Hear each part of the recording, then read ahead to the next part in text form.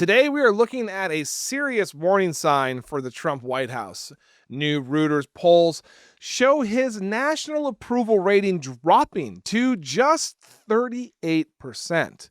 Now, it's important to know that that is the lowest point of his second term so far, and one of the sharpest declines, he has seen since his return to power. Reuters found his support with Republicans falling from 87% down to 82.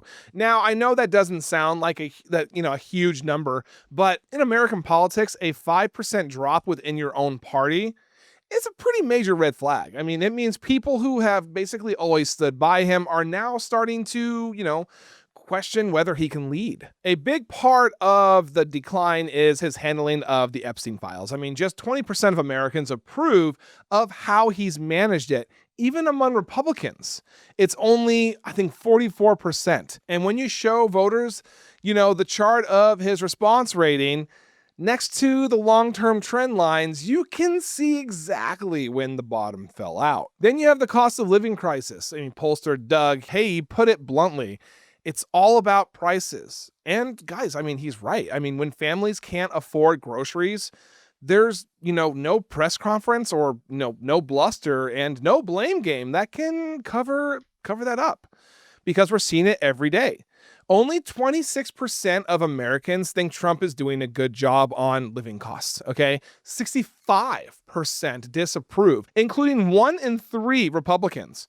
So when you look at the graph of inflation, immigration, and overall performance, every line is basically pointing downward. Even the issue that Trump once considered, his strongest are now, weighing him down. And this isn't just about polling. The president has taken a series of high-profile losses. The Republican-controlled House and Senate voted to release the Epstein files over his objections.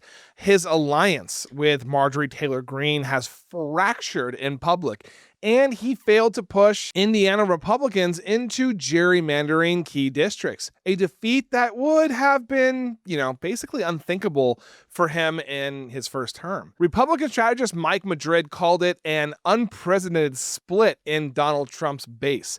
And he's right. In politics, even the strongest coalitions eventually start to crack when people feel the cost in their own lives. And that's what we're seeing right now. Not a revolution inside the party, but a quiet kind of pullback from, voters who once saw him as, best word to use, I guess, would be untouchable. All right. Analyst Charlie Cook put it well. They are stepping out, but gingerly. That's exactly what these numbers show. Not a collapse, but a steady erosion. And erosion is dangerous because it doesn't stop on its own. It continues until something changes the conditions. And this is where the country is right now. It's a president facing a public that feels squeezed by prices, frustrated by lack of transparency, and, tired of the fights that don't make their lives any better. And if these trend lines hold, the next few months could determine whether this is just a dip or the start of a long-term decline. Thank you guys so much for watching. Make sure you guys like, comment, and subscribe to stay connected and informed to the stories that matter, the people that matter, and most importantly, the truth. The thing that is so hard to find right now. And just so you guys know, I do the best that I can to answer the comments. So I really hope to see you guys in there.